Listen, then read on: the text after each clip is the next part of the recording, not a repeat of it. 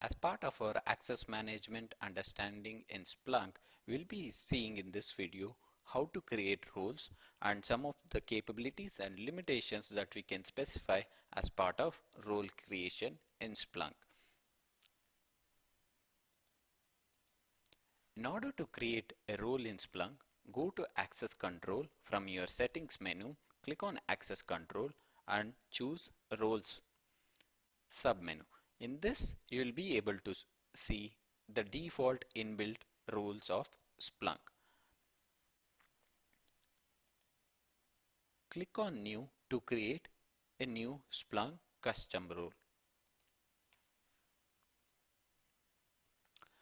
So upon getting this menu, give it a nice descriptive role name, something like Linux or Linux users. The next option is default app, so that as soon as this Linux users log in, we'll be able to redirect them to specific UI or the specific application in Splunk. Let's say we want them to redirect to default search and reporting app, so that as soon as they log in, they will be getting search and reporting app console, that is with a search bar and a navigation menu of alerts, datasets, reports and dashboard. So this will be their default login screen. The next options are search restrictions, which are most commonly left the default, but it can be very useful in order to improve your Splunk performance.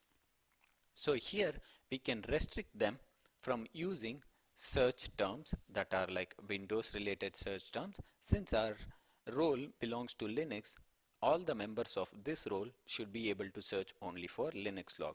So in this way, you can whitelist all the Windows machines or Windows logs using search terms. This is not so commonly used. We'll be seeing how we can limit access to this Linux group of users to only Linux logs in further discussions. The next is limit the search time used by your Linux users.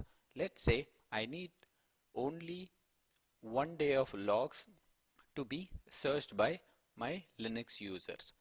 I can set a value of 8640. This is nothing but 24-hour duration in seconds, which represents the users belong to this group will be able to search only 1 day specific logs. They can't run 7 days or 30 days or last year logs in their search queries.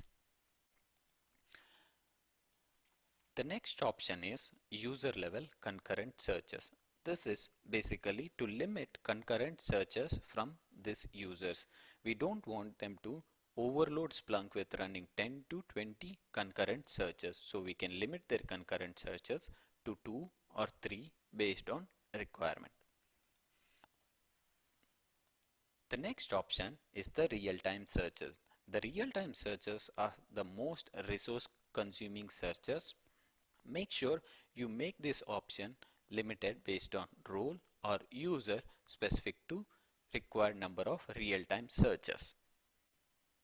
So these two options are specific to user. Let's say I have 5 people under Linux users. If I enter 2 concurrent jobs and 2 concurrent real-time searches, so at a time an user belonging to Linux group will be able to run 4 searches, that is 2 concurrent and 2 real-time. But if I mention a role of 5 people having 10 concurrent searches and 10 real-time jobs, let's say 4 of my users are inactive, only 1 active users we have, he will be able to utilize all the 10 concurrent searches and 10 real-time searches. So this is basically assigning resources for specific role so that the resources have been shared efficiently. This is limit total job disk usage. Let's say I run a search for 30 days and I got a result of size 100 MB. So this consumes disk space. Every time when a search runs, it occupies a part of disk in your searched. So in order to limit based on these rules, you can limit by specifying the size in MB. Let's say I need all my Linux user to use 1 GB of my disk space, so that after this 1 GB their searches will be queued, and until the space is not clear they will not be able to perform additional searches. In that case, the user itself have the privilege to clear their disk space.